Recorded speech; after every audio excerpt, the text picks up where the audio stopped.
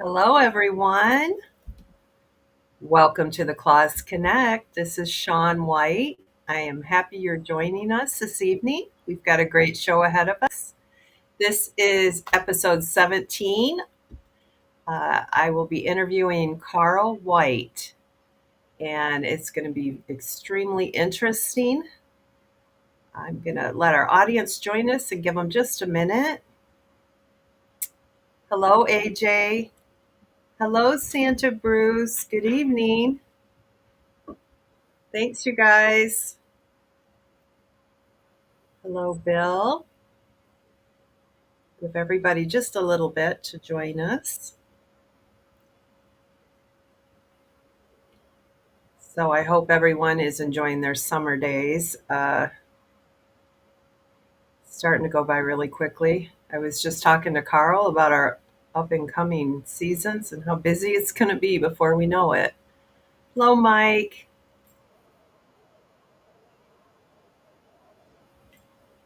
So tonight's show is, I will tell you that when I was talking with Carl about this show, the song came to my mind, put one step in front of the other. Usually it's not that easy for me to come up for the promo songs, but that just fit it so nicely.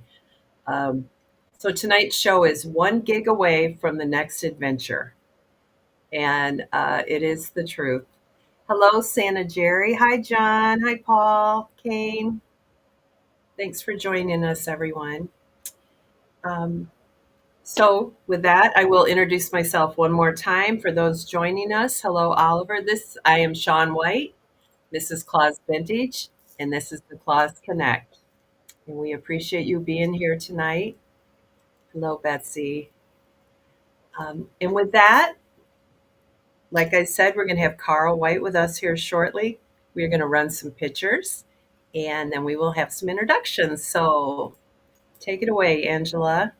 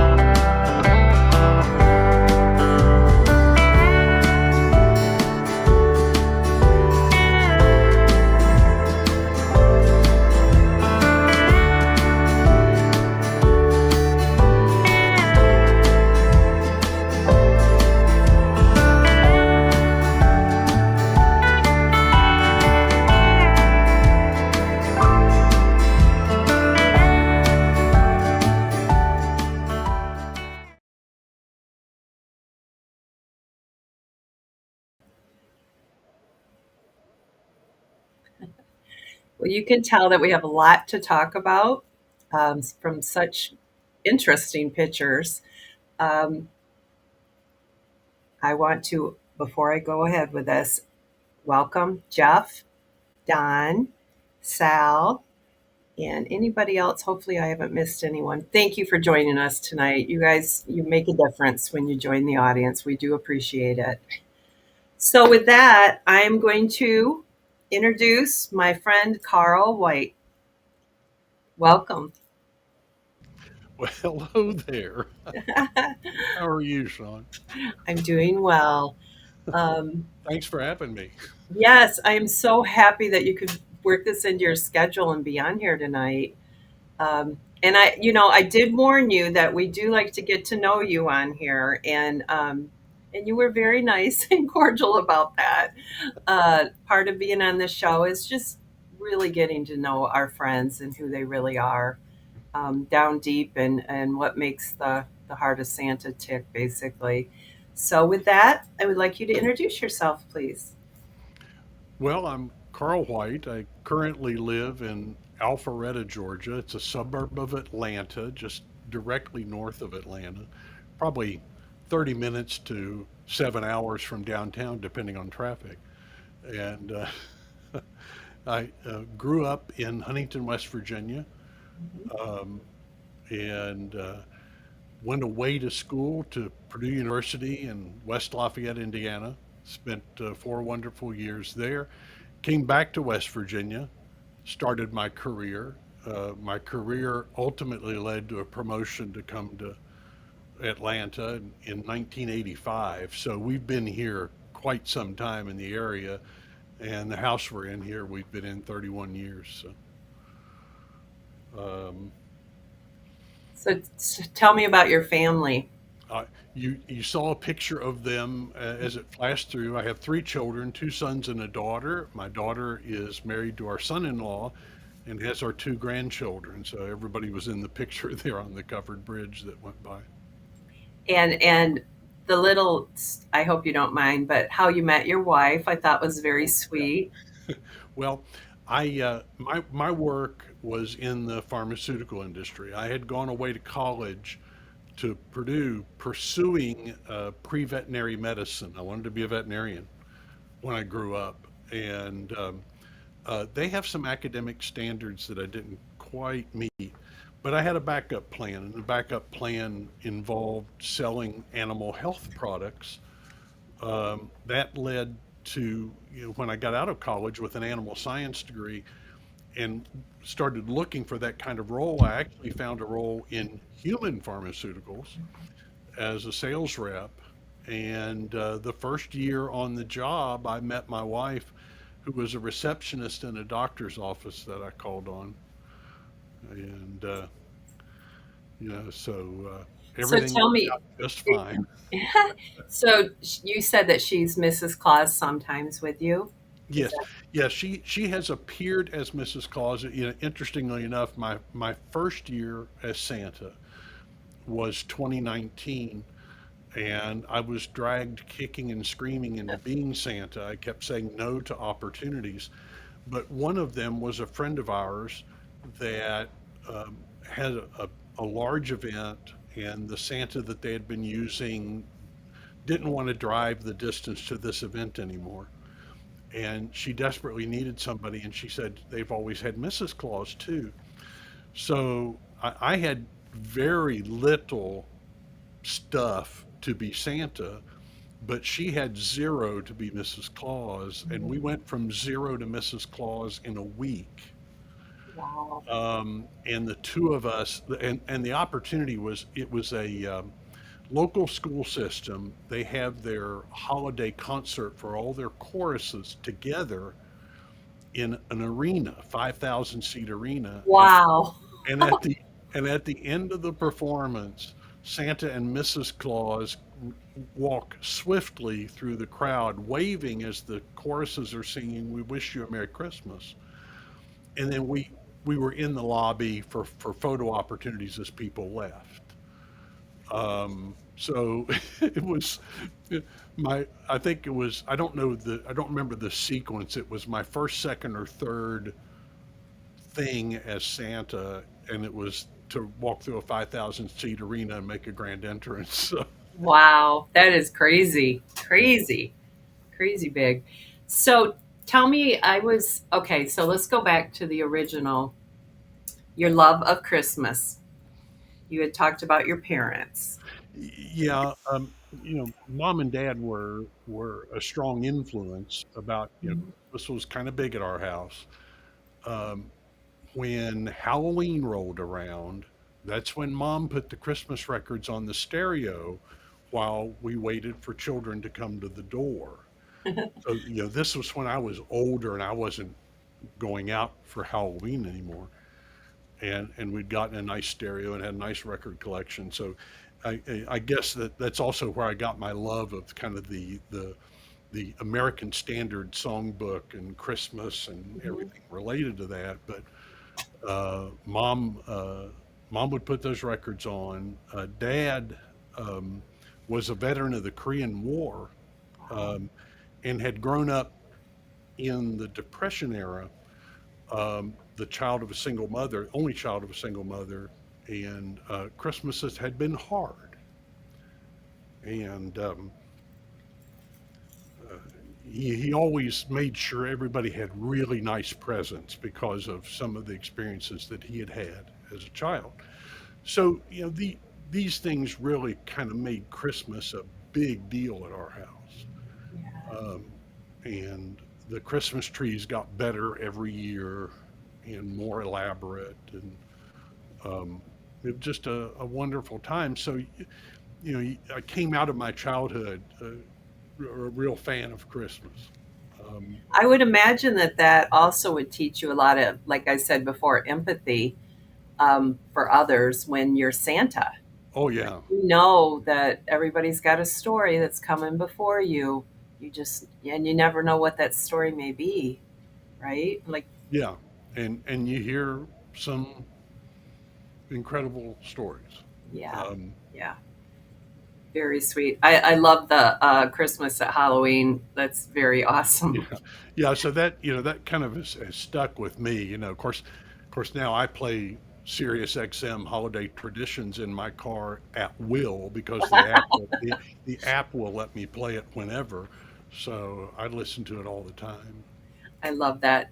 So, high school, you said you were in chorus, Yeah, and I you had to got I probably junior high and high school. Some of my most influential teachers were my chorus teachers. Um, uh, as a side note, my high school chorus teacher just passed away a few months ago at the age of 100, wow, and she had quite a legacy. The auditorium at the high school was named after her, and uh, wow. it was quite a legacy. And some of those pictures that went by were from my high school musical days. Um, So and tell me, what musical were you in? Well, the first thing I did was Annie Get Your Gun, Okay. where I played the role of Charlie Davenport, who has the honor of the first line in the show. Um, the song "There's No Business Like Show Business" was in that. And then that was my junior year. My senior year, we did a kind of a review that had been written by members of the chorus. It was New York, Here We Come. It was uh, kind of a twist on the Three Coins in a Fountain story about three young women going to New York and making their way. And we incorporated just a lot of songs. And I played an old man. Um, and I think those pictures flash. Yeah, I think I saw the one picture of that. And I got to have a lot of fun with that character role. So it was, It was the picture with you with all the girls, right? And just you in the middle. yeah, I was the landlord. I was the landlord for a women's boarding house. So it was quite the adventure. That's lovely. So you went to Purdue University, right? Yes. Um, and you were in a glee club, which I think is really cool. Yeah, and again, sometimes you open doors, sometimes doors are open for you. I um, so happened that I had chosen to go away to school, which was 6 hours away from where I lived in Indiana. My freshman orientation was scheduled, and I got a letter in the mail, kind of last minute, that it so happened that the day that my orientation was, there were going to be the possibility of auditions into the men's glee club. And my records showed that I had been in chorus in high school and maybe I'd be interested. And hey, it was going to happen when I was there anyway. So what, Yeah, what was there to lose? Well, I had no idea what I was getting into, but the men's glee club at Purdue was then the extracurricular activity that spent the most time off campus, more than any of the athletic teams, more Really? than, Wow. and it got the chance to tour the world. The first spring after my freshman year, we went to Hawaii. My freshman year, we got on an airplane and went to Washington D.C. and sang at the National Prayer Breakfast uh, with President Nixon Wow. um, at the time, and uh, went on to go to Mexico City and Disney World. We sang at Disney World when it was only the Magic Kingdom down there in Florida. It was first Mhm.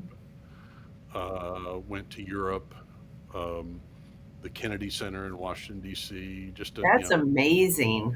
I mean, just it was again. I was blessed to have kind of stumbled in to it, Yeah. and then again, done a little musical theater in high school, and during the bicentennial in 1976, um, the leadership got the idea that hey, we've got a men's group here, and the musical 1776 is almost an entirely male cast except for two women.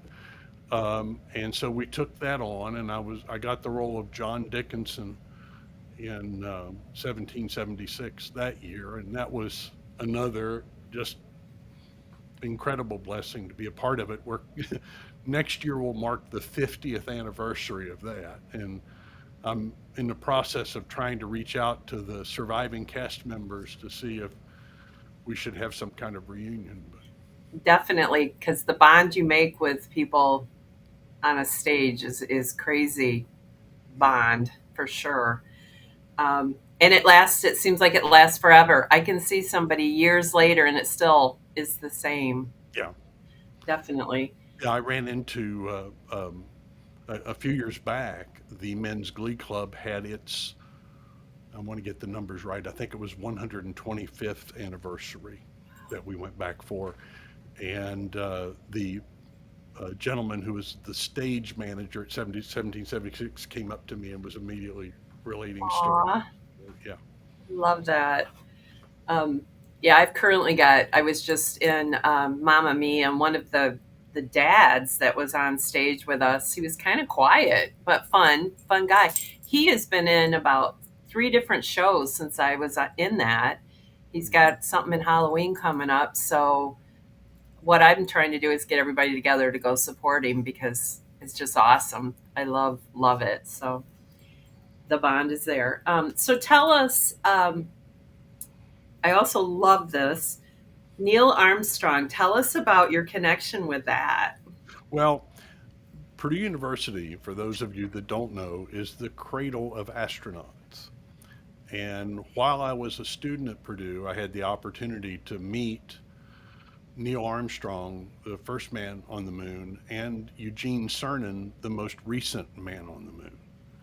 Um, and it flashed by in a picture, but I still have the autograph that I got that evening when I met Neil Armstrong.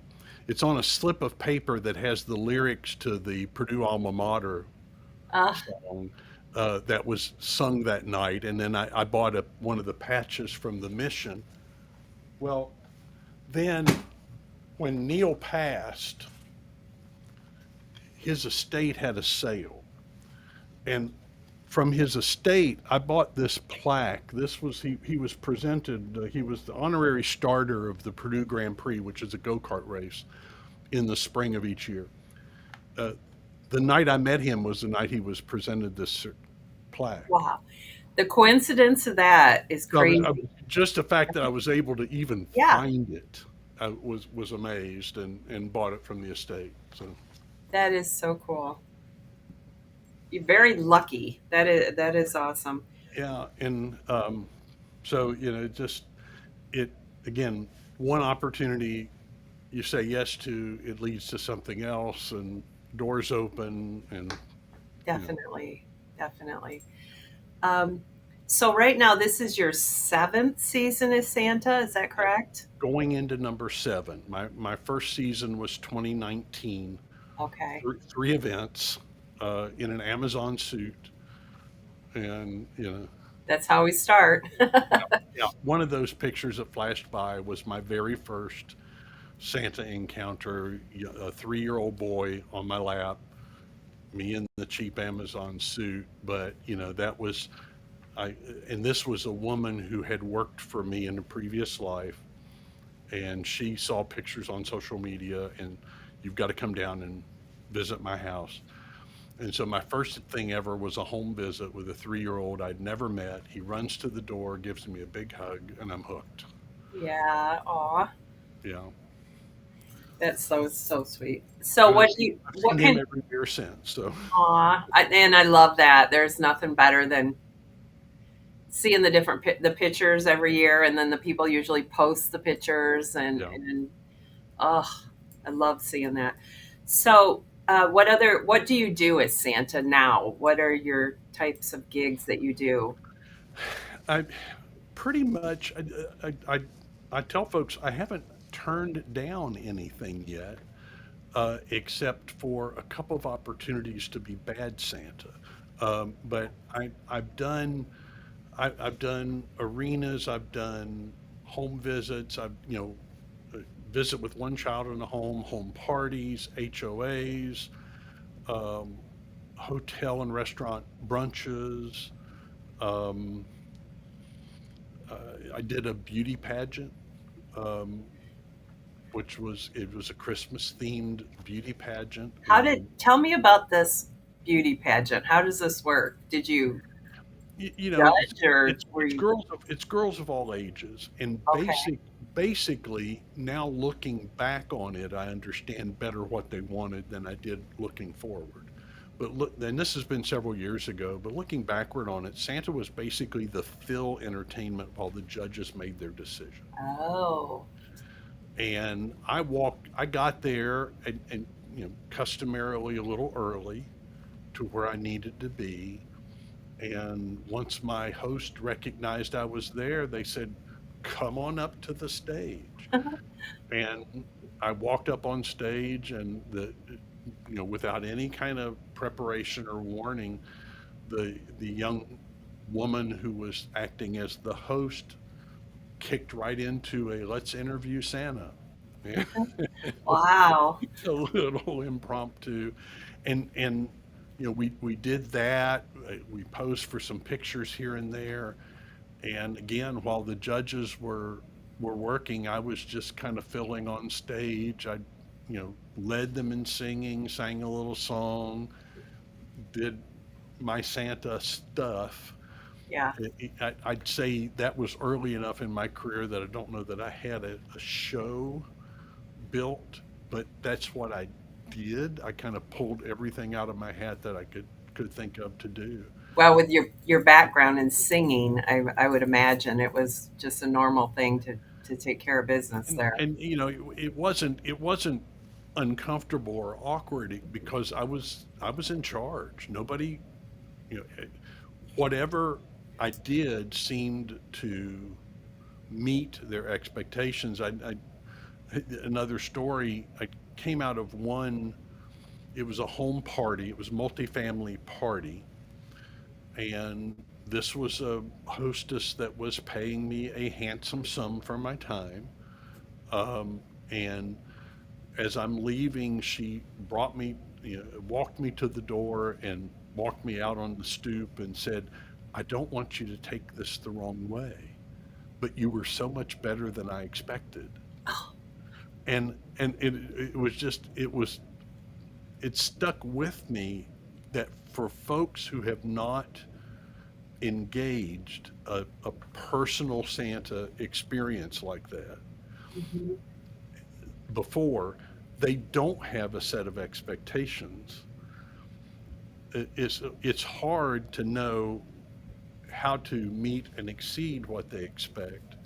But here was somebody that was more than happy with the outcome, but it just but her expectations were so much less, I guess, than what I delivered. That's why I think a lot of what we do is, if you the public needs a little bit of education about things, and that's kind of our place to Yeah. teach them basically the difference, what you can really have, not just to pay money, but I mean, just to look at who you're hiring, And, professional versus whatever, not. and it was a very standard kind of party where I had a grand entrance. I sat down with the kids. Everybody got their picture.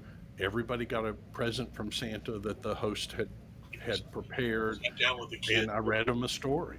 And it was just, it was all of that stuff. Um, let's talk about some comments on here. It looks like Betsy says, "What cool experience you have had, Carl." Thanks. Randy said, Randy, who we don't see very much anymore, says, "Very, very amazing." Um, Terry, okay, that's about something else. Carl, that is so true. One opportunity leads to another. This is Betsy saying this. Saying yes is the key to everything. And that's definitely, definitely until you figure out what you really want or are good at. Mike said, an open mind and heart and understanding who you are as a performer, portrayer go a long ways. So true.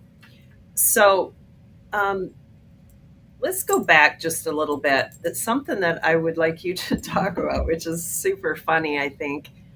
How did we meet, Carl? Or how can I ever forget to talk about this? Well, of course, we. I think we first met Mhm. at Santa Family Reunion in 2023, Yes. but it was a brief, not particularly memorable encounter.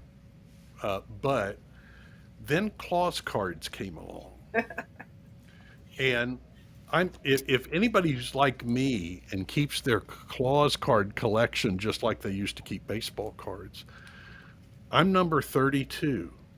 And then I got number 33, and it was you, Sean. So here's Carl White, Santa, Sean White, Mrs. Claus. Well, in my household, we had some splaining to do. So And what did Carl's you my were we cousin. on were we on some show or something, Worldwide Santa or somewhere, and then you said it first and I didn't even realize it. And I said we're cousins, and yeah, and it I was was like, one what of are the. you? So that is funny because So I it's the running joke, yeah. it is, and it's just sweet. And Uh, I go ahead. go ahead, go ahead. No, no, go ahead. I told you today that someone was asking me about that this week before this show, and I just laughed, but it's sweet. And one of the pictures that flashed by at the beginning of the show was me at Purdue University. I'm wearing a Purdue shirt next to the statue of a bearded man, the bust of a bearded man. Well, that bust is Emerson White, who was the third president of Purdue University. In fact, he did the eulogy for John Purdue when he was buried. John Purdue, who donated the land that became Purdue University. That's another one of our cousins. I just want to know. Go with that. The resemblance is there if you look at that statue. That's cute. So right now would be a good time. We're going to take a break for our sponsors, and then we'll be back with some more cool stuff. So hope.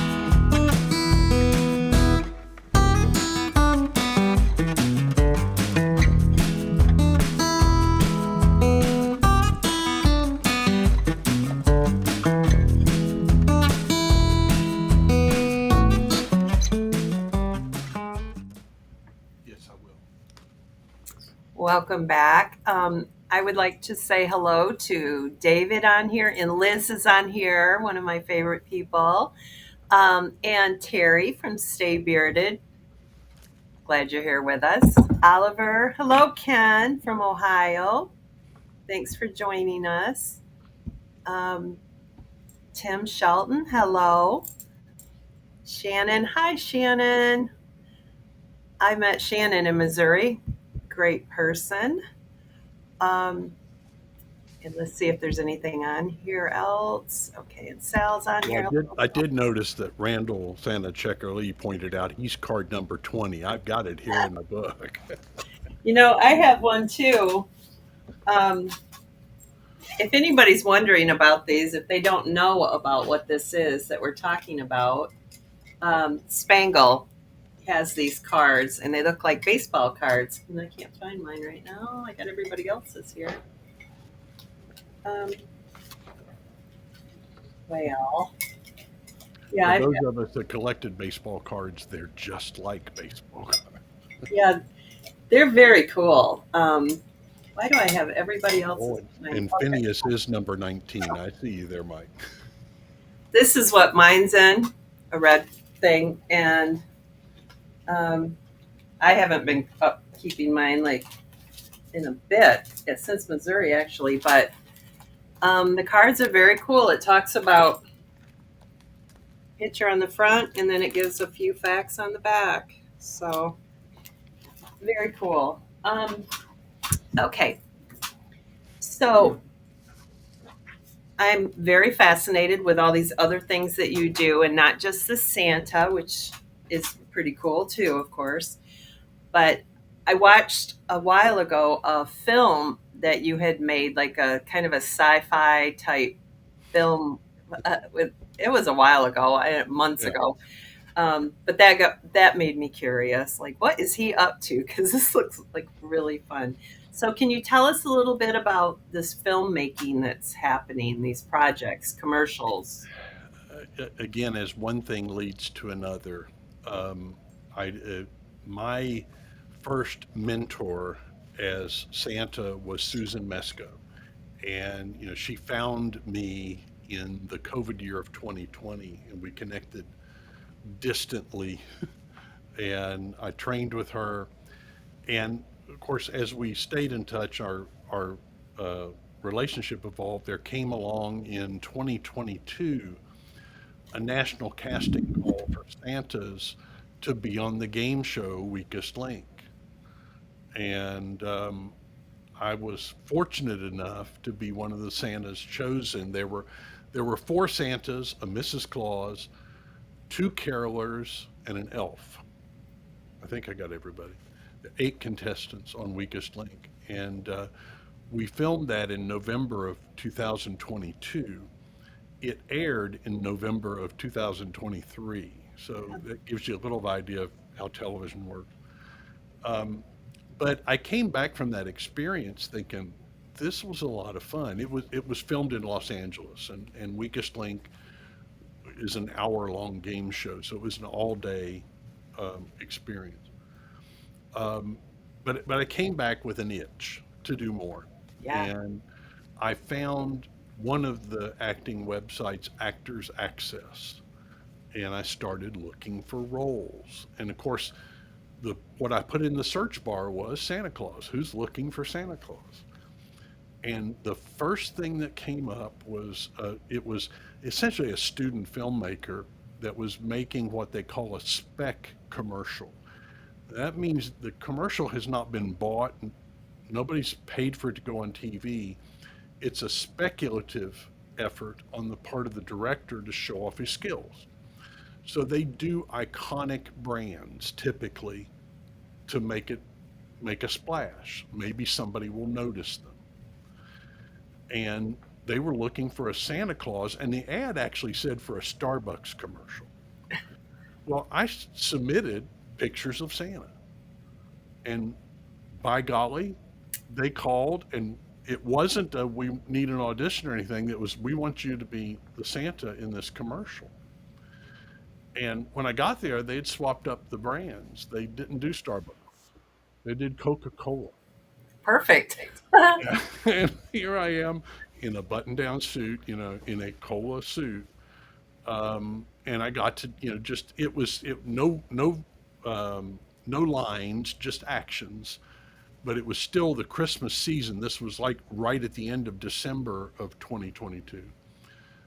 So the house was decorated, and the premise of the commercial is Santa shows up and the little girl has left out Coca-Cola instead of milk with the cookies, and she's looking from the stairway.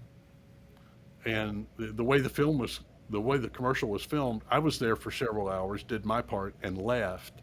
Then the little girl came and Okay. did her part, of looking and seeing.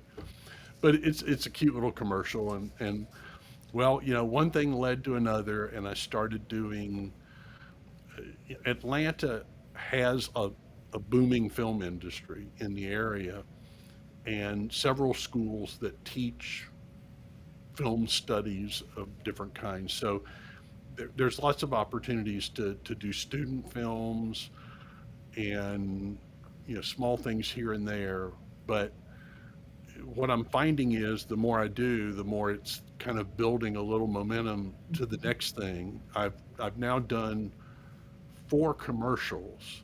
Now none of them you're going to see on television, but the second one, it was Georgia Farm Bureau Insurance, and they wanted to do a Christmas commercial at the Christmas tree farm. And the casting call asked for farmers. So I submitted to be a farmer. And when I got an audition to tape, I put on a red shirt and a red ball cap to be a farmer talking about the Christmas tree farm. But and we could just ad lib the audition. So my audition was, now you want to check out these trees because these are the best trees this side of the North Pole. I have that on good authority. And I got a call just before they were filming the commercial. And they said, Georgia Farm Bureau Insurance has decided that they want to have a Santa in the commercial. Do you have a Santa costume? I thought, as a matter of fact. So again, it wasn't, it didn't, the door didn't open as an opportunity for Santa to be in a commercial, but it ended up Santa being in a commercial. Um, and That's where I'm working on my, I've sold furniture, mattresses, chainsaws, all these different commercials. I'm ready to have a Mrs. Claus doing something, and it's about yeah, time.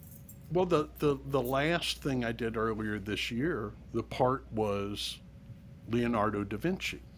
Hmm. And, I got to looking on the internet. Yep, Santa and Leonardo da Vinci kind of Hmm. look alike. And so I submitted for it, and I got that part. And the premise of that commercial is a woman is, it's for neonearth.com, which is, they do home decorating stuff. And a woman is struggling to pick out what to put in her living room. And poof, 3 artists show up: Leonardo da Vinci, Pablo Picasso, and uh, uh, shoot, my brain's going to go Right. dead. Um, no ear. Van Gogh. Van Yep. Gogh show up, and each of them are pitching their best known painting. And instead, she looks over at her 3-year-old who's drawing a flower, and she ends up decorating the room with flowers, inspired by the 3-year-old. Well, this now so happened the 3-year-old in the commercial was the director's son. Oh. I'm now going to be doing his birthday party as Santa.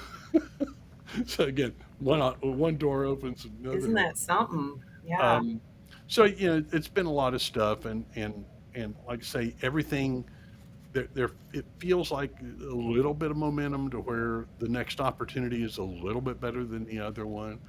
And I think I was telling you the other day when we talked, what's been interesting is every now and then I will be watching television and see either a show or a commercial and a walk-on role of somebody will walk on the screen, and I think I was on set with them.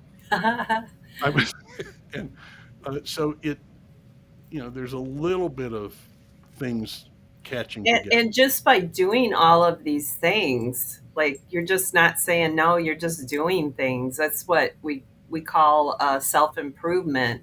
Betsy and I have talked about, and like me being a musical, her doing cheerleading thing, just odd things, but we just do it, and it's building for the future. And I'll just have to encourage folks to, follow my social media. I can talk about things when I can talk about things, but I've, having been on Weakest Link a couple years ago, I now in the last month I have taped 2 additional game shows that are 30-minute syndicated or daytime, so they will play every day, that will premiere this fall.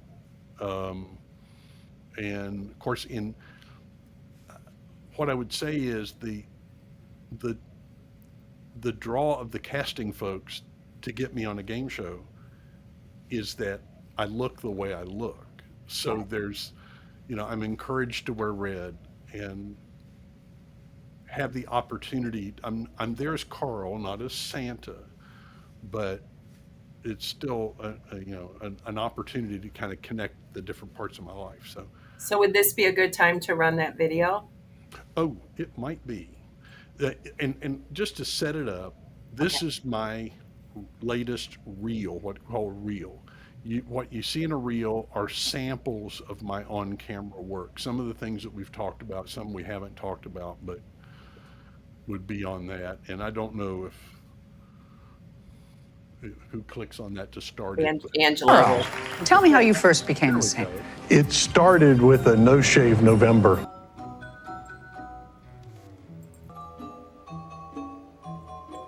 Decorations, or just that warm. This wall is waiting for the touch of a Mona Lisa. What do I get for the stylish man on my list who has been nice this year?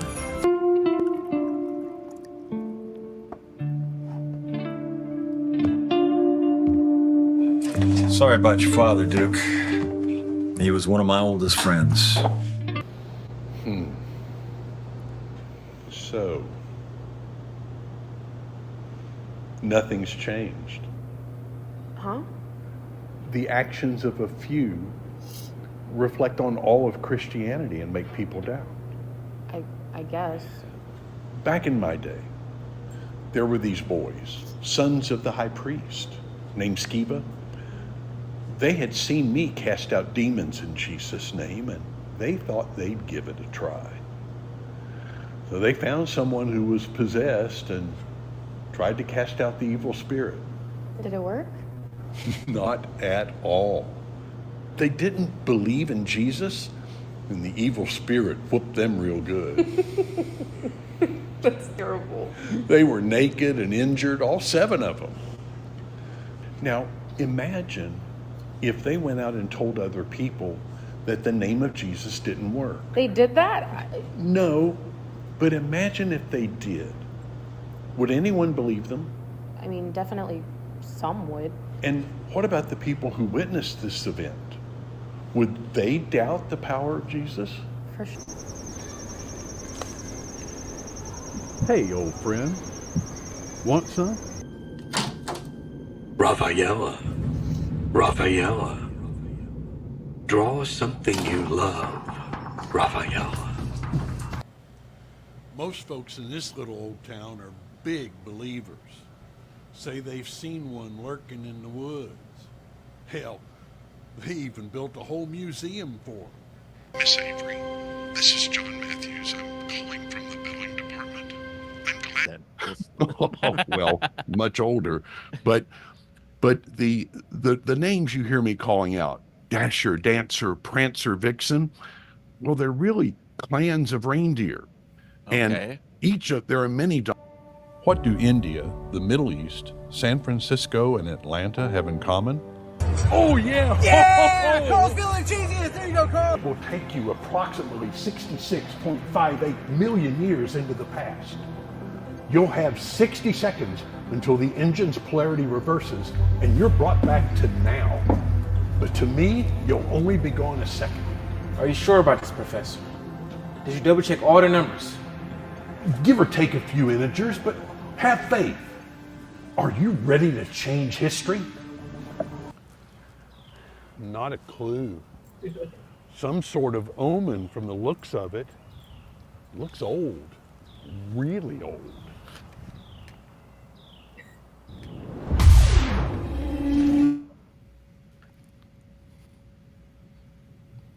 Okay. That last, Dr. Cooper, that's the one I saw a few months ago.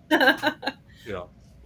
Obviously, it was a bit of a comedy, a bit of a takeoff on Back to the Future, but Yeah, nice. You've done a lot of stuff, more than, well, again, these are all little building blocks. The work I've done as Santa is bigger work, but one thing leads to another, and it's one foot in front of the other. What is one of your favorite things about doing like commercials or films type stuff? What do you like really enjoy about that? Is there one? Well,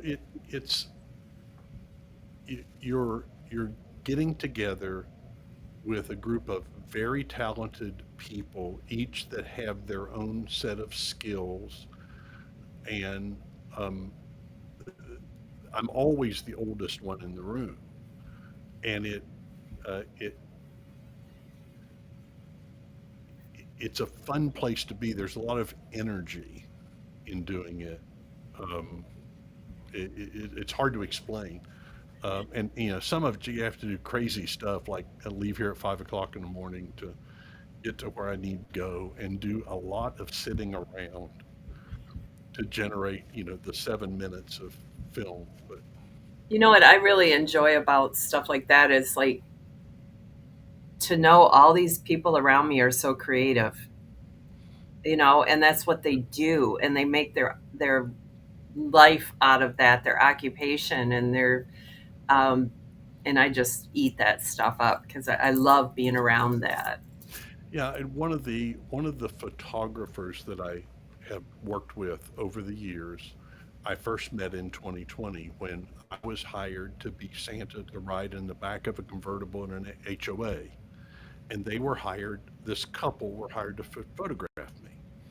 Now, the couple, it turns out that his father lived in that neighborhood. That was kind of the connection. And we went through that whole day. They're great photographers. They captured some great images of me fairly early in my Santa career that were useful commercially. Once I got to talking with them, they were both husband and wife, both Broadway actors. Oh, wow. When Broadway closed for COVID, they had come back to Atlanta to kind of survive, and they continue to live here because they found, hey, you can do this acting thing and be based in Atlanta. Yeah. And I continue to work with them, but it's just, again, the creative community that I've had a chance to work with, all of that energy kind of flows. I don't know how else to put it. Well, I always kind of feel like, I'm amongst my people, just like when I'm with Betsy and Mike and Dr. Bruce and all, we just, the creativity is there, and you can feel the energy from that. And it's very cool to do commercials. If you haven't done a commercial, it's a great experience. It might take hours to do one or two things, but it's fun. Yeah. So let's see if we've got some good questions on here. So this child grandparent reconnection story I have on here. Can you tell me about that, please? Yeah, just one of the great stories of being Santa is how you'll go into a situation, and I'm when I go for a home visit, a home party, whatever, I'm wanting them to have the best time. And I um, when I'm talking to other Santas, I say, we really, coming from the business world, you try to identify who's your customer. Well, of course, in one respect, our customer is whoever's writing the check, but who we need to impress is often the children or somebody who's not the person writing the check. But one particular family that I go and they're there with their daughter and grandchild, and we have a nice time. It was a shy child, but I had time to win them over. And before the evening, child's in my lap. I'm reading Night Before Christmas, and everything's wonderful. And it wasn't until after the event that my hosts pull me aside and say, we've really for some time been estranged from our daughter, and this event has kind of brought the family back together. And I, there were no outward signs of that. I wouldn't have known. Yeah. But that to have been part of the catalyst to make something really great happen. I got a text after another home visit one time, and I always am letting people know as I leave, thank you or whatever. I'll shoot them a text, and I get the text back that said, you brought a lot of love into the house today. We're in the midst of a divorce, and this was really special. It just shows. I don't know. You don't know. You don't know. You're given just a little tiny window of couple minutes, and you can do some really big stuff in that couple minutes. And those are the moments, I call them moments, that stick with you and keep us going and get us through the hard stuff and whatever, because we know we can make a difference. Wow. Yeah, the energy that you get when you're on helps me to put aside the fact that my back's hurting a little bit, or I didn't get enough sleep last night, or I'm hungry, or whatever. Yeah, spend 10 hours in a wig and costume or the dress, and I'm kind of getting over this. I haven't spent 10 hours in a dress, but I understand. That would be me complaining to myself, but yeah, but then that's usually when the best moments happen, is when I'm just exhausted pushing through because I know I need to do this, and then something like that'll happen, and and just like, that's why I'm here. That's why I'm here. That's why I do this every year. So fabulous. It's so sweet. Thank you for sharing that. So the next thing you've got a beautiful voice. Love your voice. And you do voiceovers. Talk about that. Yeah, I've got my fancy microphone here, and I have. This has been years ago. All my life answering the phone, I've had people that I say hello and they pause because they think they're getting a machine. And love that. The folks have said that you have a voice for radio. And matter of fact, they've said I had a face for radio. But I guess it was a few years back, and my oldest son, he also has kind of a radio voice, and one Christmas or birthday or something, I got him a gift of, let's go to one of these community college one-day voiceover class kind of thing. And we did it together, and of course it was a little bit of a pitch to buy our stuff, but it was fun. But so I've always kind of entertained the concept of doing voiceovers. And one of those that played in the video at the end was my church. And I've always been a guy that got called on to be the narrator for this, or the speaker for that, or the reader for this, and just done those things off and on. And it just started playing around with the idea of voiceovers because some of those casting calls are at the same place where these films are located. And I recently picked up one where I'm narrating a podcast. It basically reading chapters of a book. It's little 5-minute readings, and it's a business thing. Again, it's not like a lot of folks are going to see it, but it's just another but now there'll be samples of my work out there, and it's a kind of thing where I give my name and my contact information will be available on this podcast. And if you need a voice actor, I'm available. Just That's search cool. for Carl White. And so it again, one thing might lead to another. So it's just been fun to I'm sure that helps you with when they come around. being Santa too, is to have an awesome voice. I mean, the kids, it's a little more magic added to it, I imagine. Yeah, I do the tree lighting here in Alpharetta where I live, or I have done the tree lighting for several years. And one of the things that the city wants me to do is to they want to lead the crowd in Jingle Bells. So I did that the first year, and they said, "Oh, we like that. Do another song." And so now Nice. it's Deck the Halls. And and what's really challenging with government is, okay, do a holiday song that doesn't have the word Christmas in it. And Oh, yeah, wow. yeah, so it's a little bit of a struggle, but Yeah, yeah. Wow. I'm going to be doing radio actually in the next week or so. But for the airport, nothing to do with this stuff. But I love doing the radio. I did when I was in college. We had within the dorm system at Purdue, there was a closed circuit radio system, and each dorm had their own little radio station.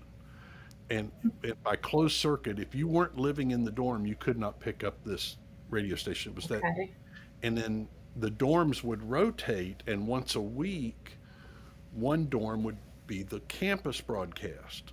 And the campus broadcast is basically what went out when everybody else was asleep. So the time that you got to go to the radio station, be on the radio, was the middle of the night. But it was my first little kind of teasing that as a future adventure. And I'll tell you a little secret that not many people know about me is I remember being in the cafeteria at my college, and the radio, um, the college DJs were on. You could listen to them. And I remember sitting there thinking, wow, that would be really cool to do that. And I had no idea how I would do that, or how you even got to that point, because I was going into criminal justice and other things. Um, but that was something that I actually entertained about being on radio back in the day, and this was in the 80s. So, and look where I'm at now. You just never know where things. But okay, let's see, what else do we have on here? So, what's the future hold for you? What's Well, I think I teased it a little already. I've got here, hopefully in a matter of weeks, maybe a couple of game shows will make it to air, and I hope I will be able to kind of give a flag and a heads up that something's coming. It's one of those things where contractually, I can't you can't talk about game shows in advance, but they did give me this nice pin that says the word scrambled up on it. But okay? anyway, it that was one opportunity, and again, so those things are coming up. Of course, this season, all the Santa events are shaping up very nicely. Right. Got some fun things going there, and I've got one in September and one in October, short films to do. Okay. Um, Wow. the September is a proof of concept film where they will basically shoot a portion of a story and then use the resulting film to try to sell the bigger story. And the role I'll be playing is a panhandler who is an angel in disguise, Ooh. somewhat like It's a Wonderful Life, but Okay. more faith-based. And then the second film, I will be playing Santa Claus, and I got a couple of lines. Um, but it's a little kind of fantasy thing where the characters' names are Ebenezer Scrooge, Jack Frost, Santa Claus.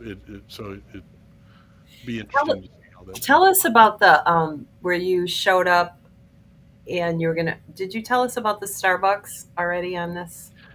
Did we talk about that? We've talked so much. We did talk about that Okay, earlier. the That was Coca-Cola. the commercial that turned out to be the Yeah, Coca-Cola, and that was cool. you saw a snippet of that in the Okay. yeah. So any advice for other Santas? Anything Um, that you want to put out there? okay, I'll say a couple of things, and there are greater experts watching than I am, but I'll relate what I've learned. The very most important thing that we bring to being Santa is our smile and our attitude. It's more important than our beard, than our suit, than our show or anything else. And I can't tell you how many times I have portrayed Santa and somebody says, "Our last Santa didn't smile." Oh no. It's so uh, that's one piece of advice. And then when it comes to if you aspire to do something else, just be open to and recognize that when the calls come, they don't necessarily look like what you're looking for. Right. Sometimes they're looking for a farmer and they end up getting a Santa in a commercial, as an example. Um, and uh, I, um, I can say that are several times that I have done things as Santa that I went into the opportunity with a little bit of um, trepidation, I guess is the right word. The family who said, "Just come to the house. We'll be in the basement. The children don't know you're coming, so just come on in." Oh boy. Well, I said, "Okay, the first thing I'm going to have is a picture of what the front of your house looks like." Yeah. That could be scary. And I walked into the door, and fortunately, there was something with the last name on it that I saw right away, and it was okay. I'm in the right place. Now I can walk to the basement. Um, Wow.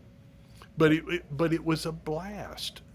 Doing those things that make us a little uncomfortable end up being some of the biggest thrills. Right. It just builds. It builds. I know. I was looking through the comments. I had to switch to my phone here. Don says, we always seem to go into an event with our guard up, trying to be the best we can be. But I find that when the point in time comes where we just let our guard down, that's when the best moments happen. Yeah. And that's about it. A lot of cool people on here. So thank you for everybody for all the comments. Very nice. Um, so I guess with that, would you like to leave us with any words or wisdom or anything in closing? Wow. I don't know that the pastor at church. It was a sermon a couple weeks ago, and it was uh, about the part in Romans where we're all part of a body, but we don't all have the same function. And uh, like we've talked about, if whether it's on a stage at a party, when we're with another group of holiday creators, we don't all have to be exactly alike, but collectively we function as a body. And um, I aspire to be the best Santa I can be, and that's what's most important to me. And I can't grow any taller. I can't be a taller Santa. I can't be a shorter Santa. I can't. There's other things I can't do, but I don't focus on what I can't do. I focus on what I can do, Right. and I try as much as I can to be in a position where I can say yes to opportunity when it comes along. Okay. Well, thank you. Thank you for spending time with us this evening and sharing what you've done and your cool life that you have and all the cool stuff that you're up to. making a difference, and you're someone to look up to because you're doing really cool stuff I, and making a yeah, difference. I hope I live up to that, but Oh, you do. And you're a really cool cousin too. So we'll keep that up too. Um, so thank you tonight for sharing. I want to encourage everyone that watches this, because usually after the live, we have lots of viewers too, that they can go to your social media, which would be, is it Carl White on Facebook? well, I'm Carl White on Facebook, and where there might be announcements of things happening in Santa's life, I am Jolly Santa Blue Eyes on Facebook and Instagram, Okay. and try to stay fairly active there. So, um, but yeah, I mean, many of the names I see scrolling Yeah. by are already friends on Facebook. We've Okay. connected, and more than happy to have more close friends in That's my wonderful. household. So, So I will be putting this show on YouTube on my channel, The Claus Connect, Sean White, The Claus Connect. So if you want to go on that tomorrow, and you can put a link on there for your social media in the comments of that also. So if people want to find you, they can okay. find you on that. Yep. And with that, I want to thank TNL Network Productions for everything you do. I love the new format. Looks great, sounds great. You guys are Thanks, doing, Angela. yeah. And thank you, Angela. Love her so much. She's doing a great job. She's with it. She's got it down. And it is appreciated. So next week, I'm going to have a really fun show. It's going to be with Fit Santas. It's gonna. I'm still working on putting it together, but that will be the group that I have on here. I don't know if I'm going to have one person or I'm going to have a whole bunch of people on here. So it's going to be very lively and fun. So please join me next week for that. And with that, I want to thank you again, Carl White. You are wonderful, and I appreciate you taking the time out of your life for us here Thank you, Sean. and helping Really appreciate everyone and doing everything you do. And so with that, I'm going to end the show with something that I say every week and that I really mean. Everything we do is for the children, the ones before us, beside us, and beyond us. So please remember the children, and what we do is for the children. So with that, I want to thank everybody for joining us, and have a good evening. Thank you. Bye-bye.